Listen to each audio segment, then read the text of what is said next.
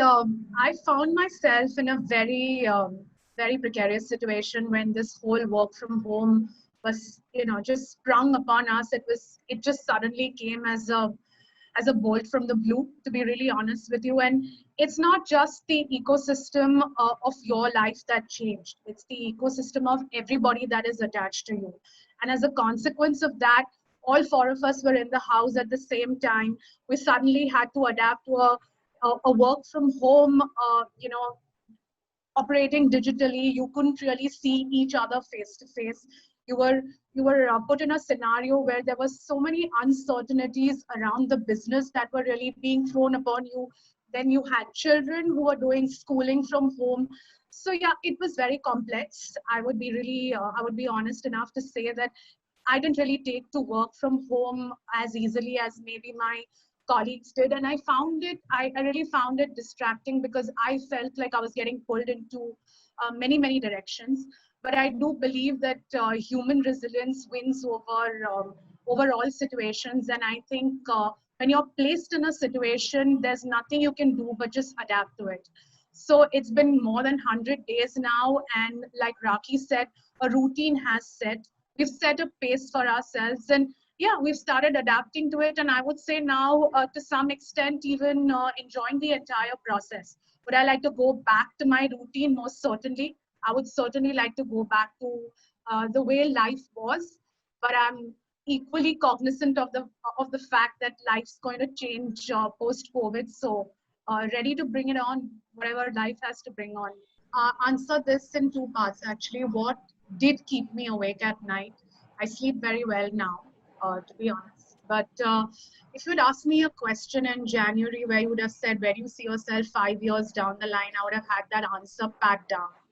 And then March happened to us, and the entire axis of our life pretty much shifted. So what really kept me awake at night is the fact that I had no knowledge of where things were moving and the entire bubble of uncertainty that we were all operating within.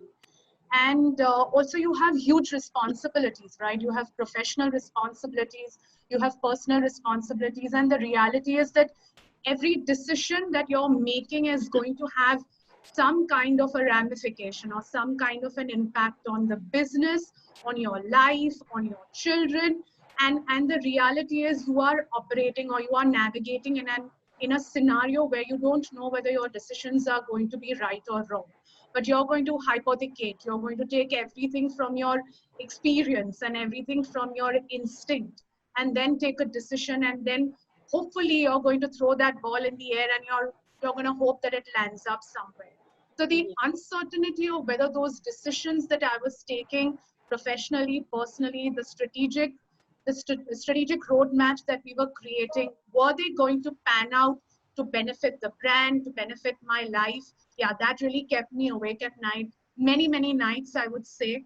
But I think peace has settled, to be honest. And like Raki said, mercifully, I sleep well now. So what would you have to say other than your own brand, or if you want to speak about that? I'm just gonna touch a little bit about my brand first, and then of course talk about some other inspirational work. I truly respect the work that most of my colleagues actually on this panel have done.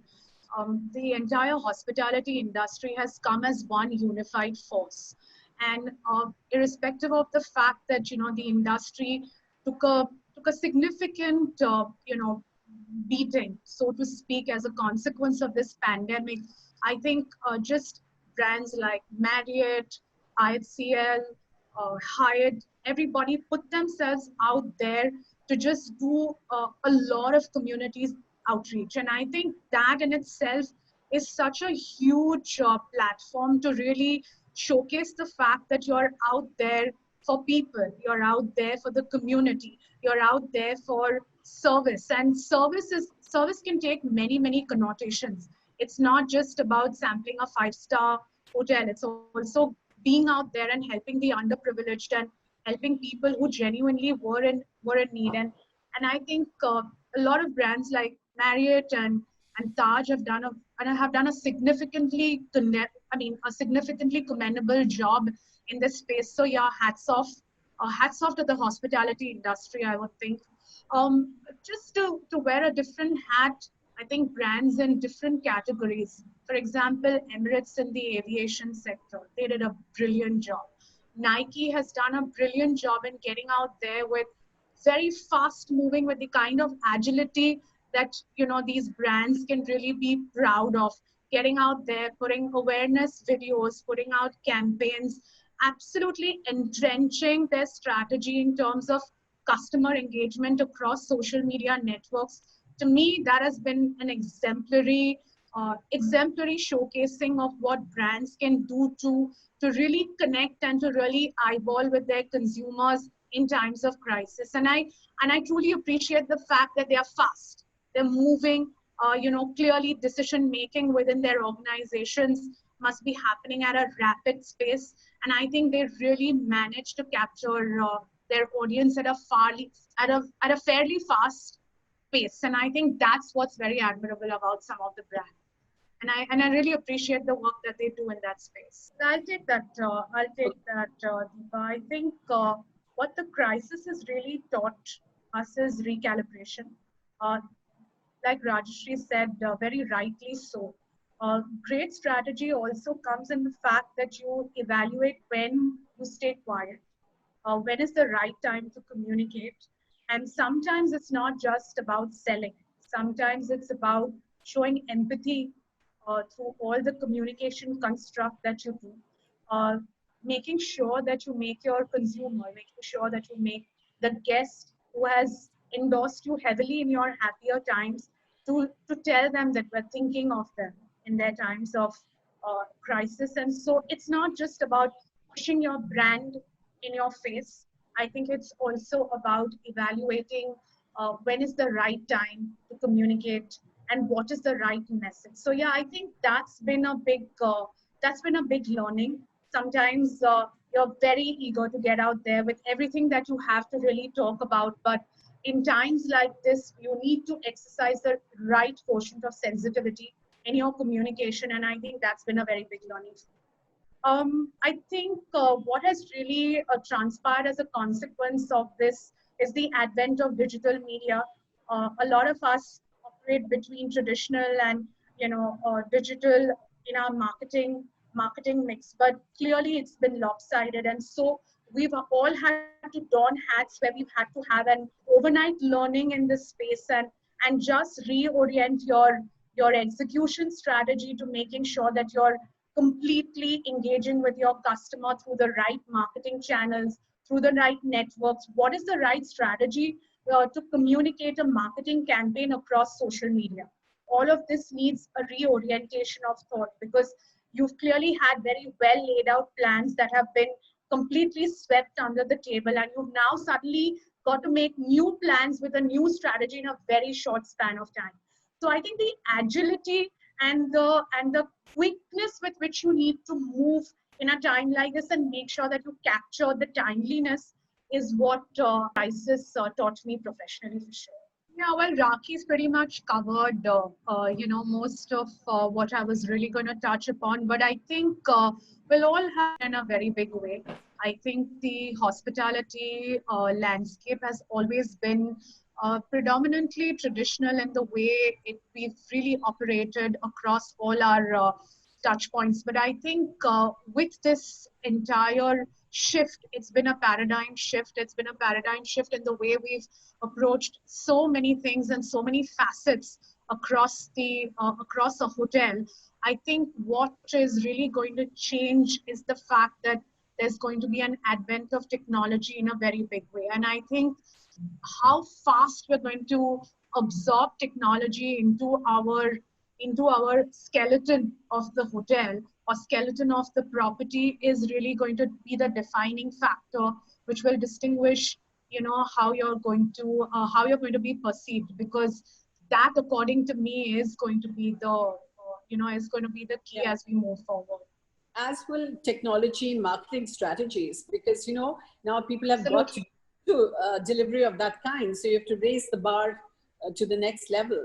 So because everything, sorry Deepa, everything's become contactless, right? The whole contactless process is going to bring about technology in a very, very big way.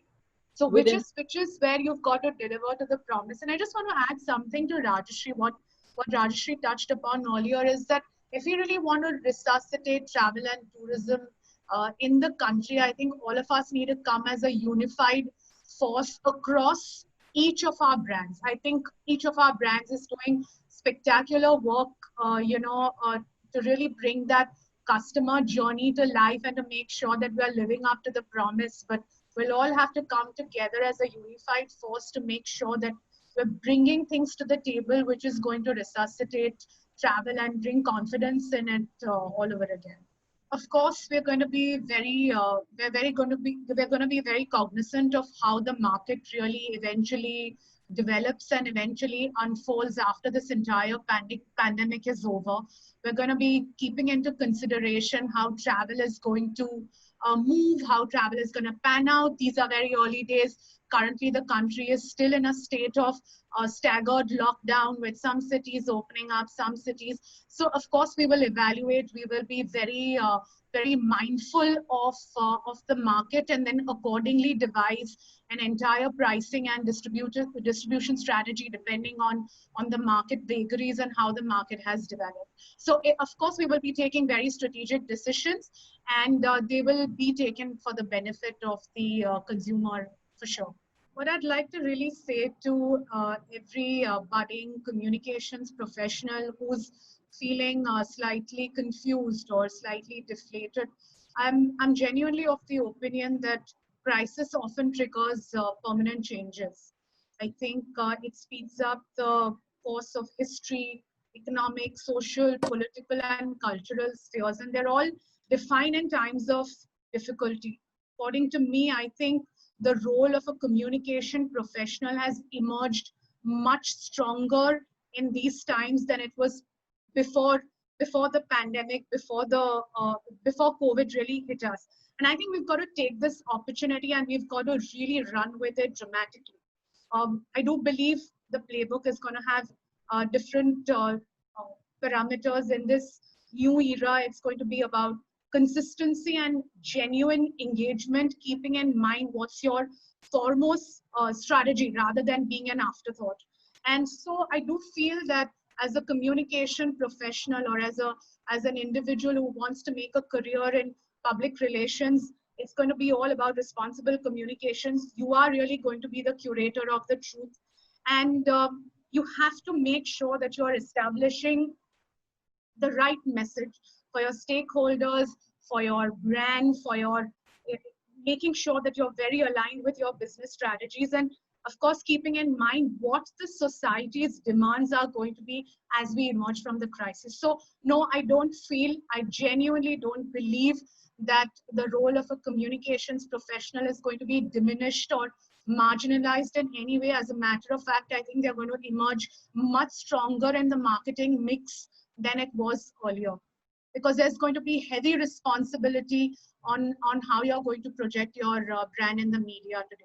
Just to add to what Rajashri said, it's going to become a manifesto of all hospitality brands. I think it's the vision, it's the promise, and we're known to living up to the promise that we make in terms of sanitization, hygiene, and Rajashri rightfully said it was always existing. It's just now clinically, from aesthetically clean to clinically clean, so to speak. And just because we want to make sure that we live up to the safety promise. So really, I think the vaccine is going to have no bearing on, whether we're going to change these processes or these implemented operational mechanisms. I think they're going to be here to stay. The thing I'd like to just add to that is that the product has been shut down, the people haven't, right? Yeah. And social media is all about people. It's all about making sure that you're utilizing that abundance of talent that you have within your hotel, simply because there is disposition of time as well. And so we've done so much in terms of customer engagement on social media, like with our chefs, with our bartenders, with therapists. And I think if we really put together our heads and brainstorm, there's a lot we can do around a social media strategy that revolves intrinsically around customer engagement, utilizing the talent that you have. So I don't think the product being shut down is really a deterrent in any way. So, with the amount of community outreach that every brand has really gone ahead, and sometimes putting your own health and safety at risk is a very big indication of the fact that the industry is very committed in establishing a very honest connect with the guests and with the consumers. So I think we've established that as an industry. No other industry has really come forward to do so much for the community.